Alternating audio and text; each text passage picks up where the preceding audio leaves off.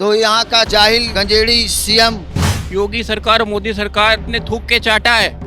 Ghazipur border में बैठा हुआ था 1.5 मीटर की तलवार लेकर। जिस समय आरएसएस के इन गुंडों ने अटैक किया था, मैं अनशन में बैठा हुआ था। तो इस आतंक से भरा हुआ ये प्रदेश हो गया है। प्रधानमंत्री एक नंबर का झूठा चौकीदार चाय वाला। 5 साल दमदार तुमरी किसान ने तुम्हारा दम तुम्हारे मुंह से निकाल के किसान ने भेज दिया।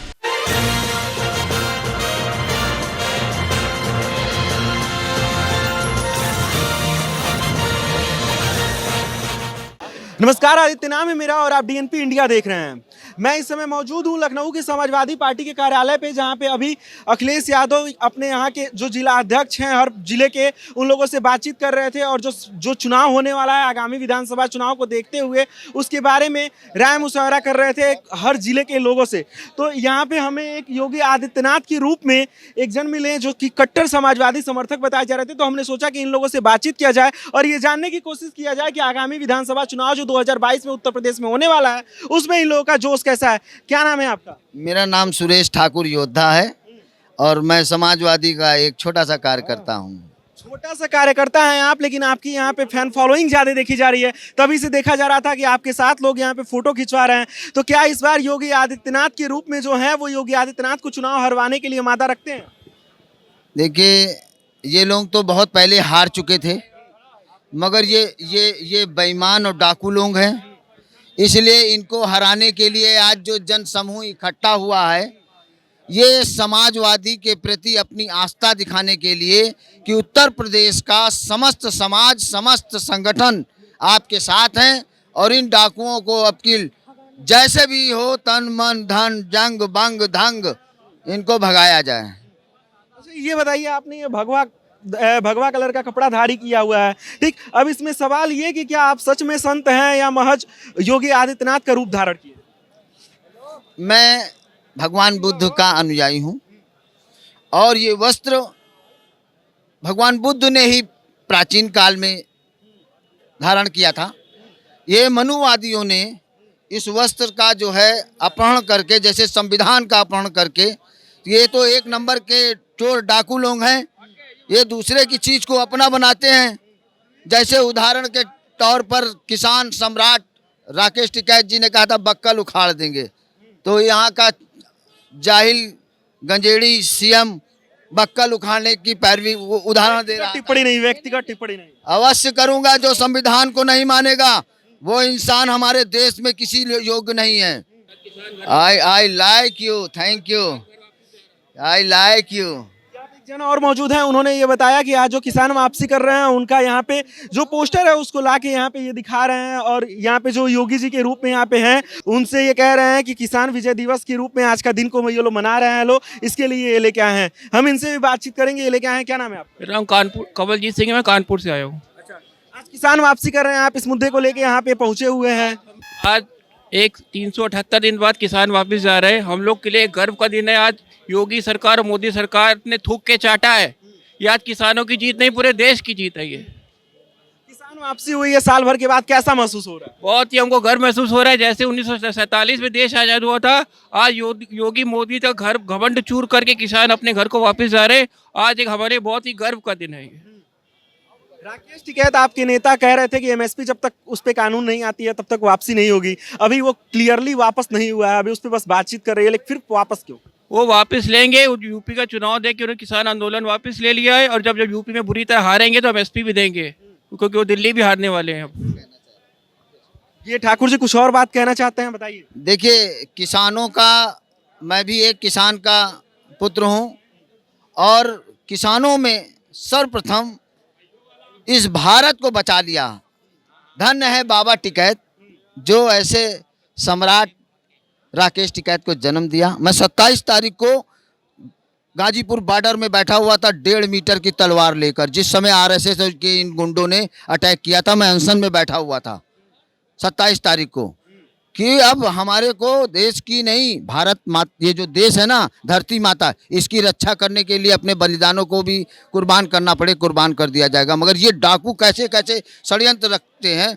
72,000 करोड़, मतलब 72,000 करोड़ हेक्टेयर जमीन ये सेना से मांग रहे थे, केंद्र सरकार, मोदी सरकार विदेशियों को देने के लिए। विपिन रावत जी ने उसको मना कर दिया 6 महीने पहले। ये पूरा जानकारी कहाँ से मिली आपको? ये अमर उजाला पेपर के द्वारा वहां पर जो हुआ था, ये हमारे पास अवेलेबल है।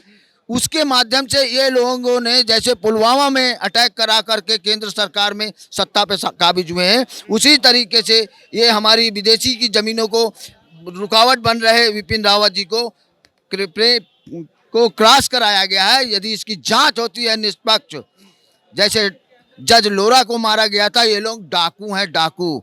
अब देश के समस्त नागरिकों को मैं कहना चाहता हूं, जिस तरीके से किसान एक हो गया, इन डाकू की सरकार को झुका दिया, उसी तरीके से मूल निवासी एक हो, नाम चाहे अनेक हो। इन्हीं बातों के साथ आप जो और क्वेश्चन करना तो चाहते क्या हैं। लगता है आपको, जो विपिन रावत की मौत हुई है ये प्लेन क्रैश में, उसमें वो शहीद हुए हैं, तो क्या लगता है कि ये एक साजिशन वक्त हुआ है? अरे मैं बता रहा हूँ, 72,000 हेक्टेयर जमीन जो है, ये मांग रहे थे केंद्र सरकार। विपिन रावत जी ने मना किया कि मैं नहीं दे सकता, ये सेना की जमीन है, विदेशियों को मैं नहीं बेच सकता। मगर ये डाकू हैं, शासन सत्ता के पर काबिज हैं, अहंकार में चूर हैं, रावण हैं। मगर ये उत्तर प्रदेश का जो धरती है ना, बलिदानियों की धरती है। रे मनुवादियों, आरएसएस के गुंडों और बजरंग दल ये जो बनाए हो ना गुंडागर्दी करने के लिए, अब हमारा उत्तर प्रदेश और भारत का किसान और समाजवादी नौजवान तैयार हो गया है।